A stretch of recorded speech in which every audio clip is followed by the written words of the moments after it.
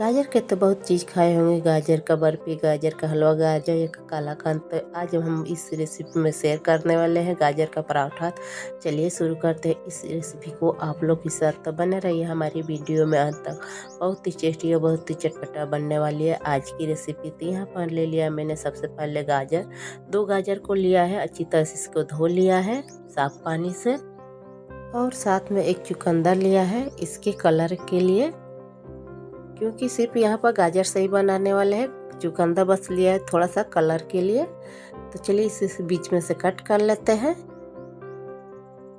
तो इसी तरह से दोनों गाजर को कट कर लेते हैं बीच में से। और यहाँ पर हार्ड नहीं है हमारा गाजर, तो इसलिए मैं इसे नहीं निकाल रही हूँ। बीच वाला भाग बिल्कुल नरम है। तो इसी तरह से दोनों गाजर को कट कर लेते हैं। अगर हार्ड हो गाजर बीच वाला तो उसे निकाल दीजिएगा, नहीं तो ग्राइंड करने में अच्छी तरह ग्राइंड भी नहीं होगा और टेस्ट भी उसका बेकार हो जाएगा। इसलिए इस तरह से मैंने कट कर लिया है। अब चलिए इसका छिलका ऊपर से उतार लेते हैं अच्छी तरह से। सारे गाजर को इसी तरह से छिलका उतार लेंगे। ले इसका छिलका उतारने में मैं भूल गई थी, तो आप हो सके तो साबुत ही गाजर का छिलका उतार ले अच्छी तरह से। तो इसी तरह से मैंने सारे छिलके को उतार लिया है गाजर की। अब चलिए इसे दूसरी तैयारी करते हैं। इसे साइड में रखते हैं और जो ये छिलका है इसे हटा देते हैं। अब इसकी कोई ज़रूरत नहीं है। यहाँ पर मैंने एक चॉपर ले लिया है, इसे अच्छी तरह से बारीक ग्राइंड कर लेंगे। आप चाहे तो इसे छोटे टुकड़े में कट कर ग्राइंड कर सकते हैं। तो मैं इसे अच्छी तरह से इस तरह से चॉप कर लूँगी कि ये जल्दी ग्राइंड हो जाएगा और बहुत अच्छी तरह से ग्राइंड होगा। तो सारे गाजर को इसी तरह से कट कर लेते हैं। तो यहाँ पर रेडी हो चुका है हमारा कट कर। अब चलिए थोड़ा सा चुकंदर में से ले लेते हैं। तो जो डंठलिया है इसे निकाल कर फेंक देते हैं और थोड़ा सा इसमें से लेंगे चुकंदर, ज़्यादा नहीं। तो मैं इतने ही चुकंदर से इस्तेमाल करने वाली हूँ। और ऊपर से इसका छिलका हटा लेते हैं। चुकंदर को भी मैंने पहले से ही धोकर रखा था अच्छी तरह से, इस पर कोई धूल मिट्टी नहीं है। और इसे भी कद्दूकस कर लेते हैं। तो चुकंदर को भी मैं अच्छी तरह से घिस लिया है बारीक।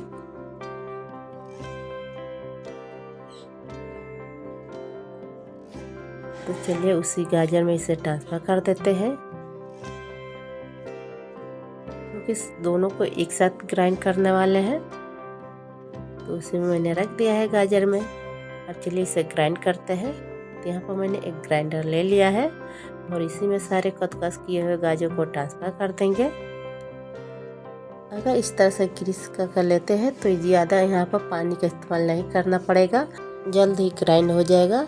अब यहाँ पर मैंने अदरक ले लिया, इसका भी छिलका हटा लिया और इसे भी छोटे टुकड़े में कट कर लेते हैं कि इसी के साथ ये भी ग्राइंड हो जाएगा। अब लहसुन ले लिया है, इसका सारा छिलका हटाकर ढेर सारे। और यहीं पे मैंने ले लिया है 2 हरी मिर्च। ये 2 दिन रखने के बाद सूख गया है। हरी मिर्च था, सूखने के बाद लाल दिखाई दे रहा है, तो इसे भी मैंने कट कर लिया है। अब जिस प्लेट पर हमने ग्राइंड किया था, कद्दूकस किया था चुकंदर को, उसे मैंने थोड़ा सा धो लिया है, क्योंकि पानी की ज़रूरत थी थोड़ा सा, और कलर भी और अच्छा आएगा। अब यहाँ पर अच्छी तरह से ग्राइंड हो चुका है।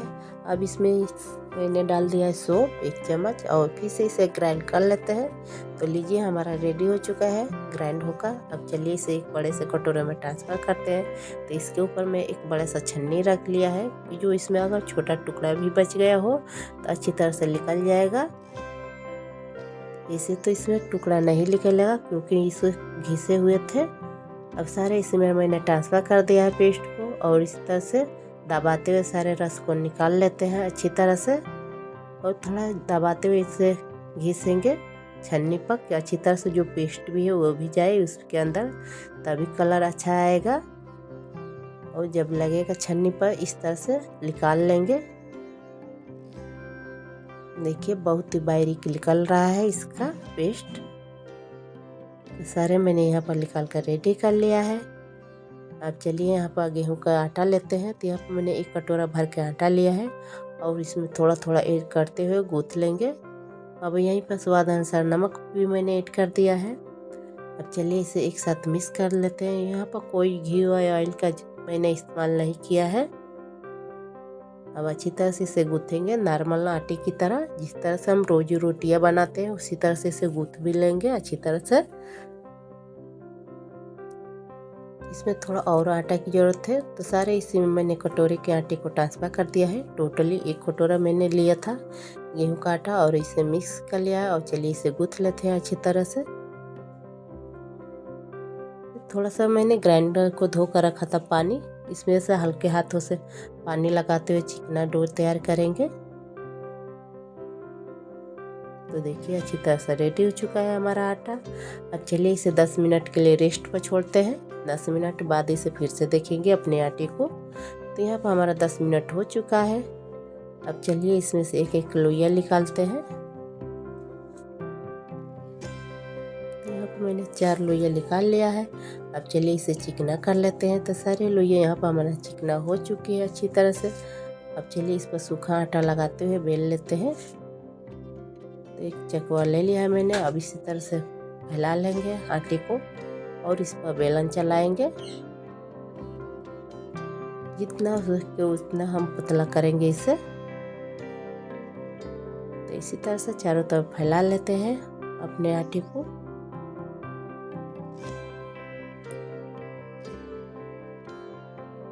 थोड़ा और इसे बड़ा करते हैं। तो बहुत अच्छी तरह से यहाँ बड़ा हो चुका है हमारा। अब चलिए इस पर घी या बटर लगाते हैं। चारों तरफ इस तरह से फैला लेंगे अच्छी तरह से। तो यहाँ पर हमारा लग चुका है घी अच्छी तरह से। इतना पतला है, ज़्यादा मोटा नहीं रहना चाहिए। अब चलिए इसे कट करते हैं। जितना हो सके उतना पतला पतला स्लाइसेस में इसे कट करेंगे कि हमारी अच्छी तरह से लेयर खुलेगी लच्छे की तरह। हाथ को बचाते हुए इसे कट करेंगे।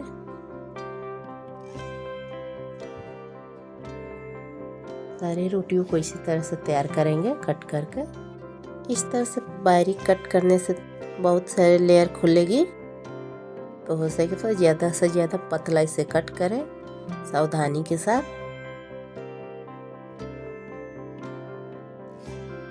सारे इसी तरह से रोटियों को कट कर लिया है मैंने यहाँ पर। अब चलिए इसे एक साथ इकट्ठा करते हैं। दोनों साइड से इकट्ठा कर लेंगे अच्छी तरह से।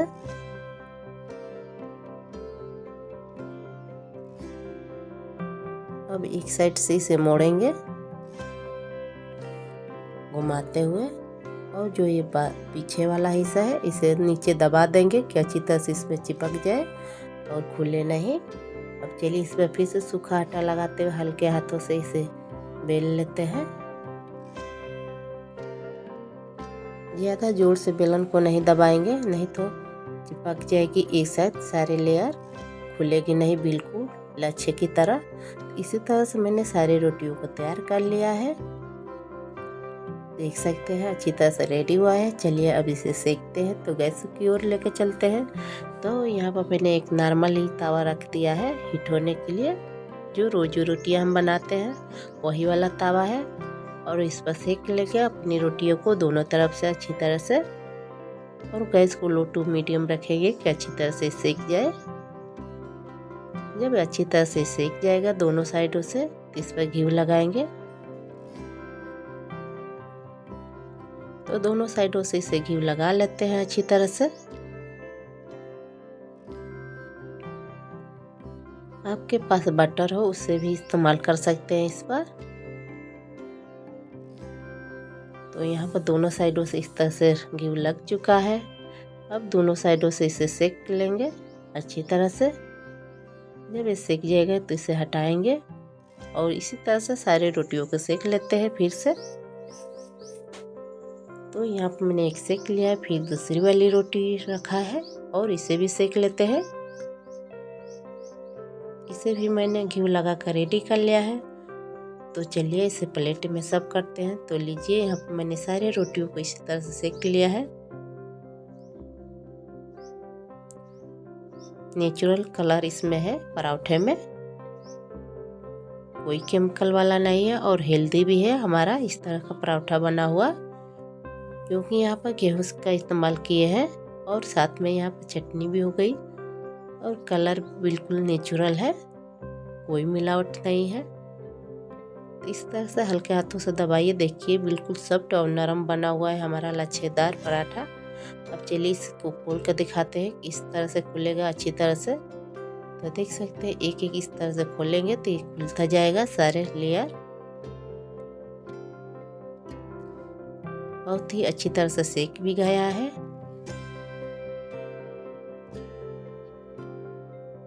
अब इसे कोई भी चटनी के साथ सर्व कर सकते हैं या साथ में इसकी चटनी भी बनाकर रेडी कर सकते हैं। नारियल हो या टमाटर या मूंगफली की कोई भी चटनी के साथ बहुत ही टेस्टी लगेगा।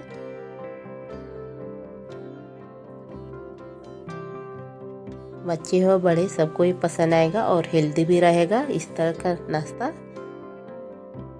तो यहाँ पर मैंने 4 पराठा बनाकर रेडी किया है। फिर से मिलते हैं एक नई वीडियो के साथ। तब तक के लिए थैंक यू, धन्यवाद। ऐसे ही नई नई रेसिपी पाने के लिए हमारे चैनल को सब्सक्राइब और लाइक कर लें।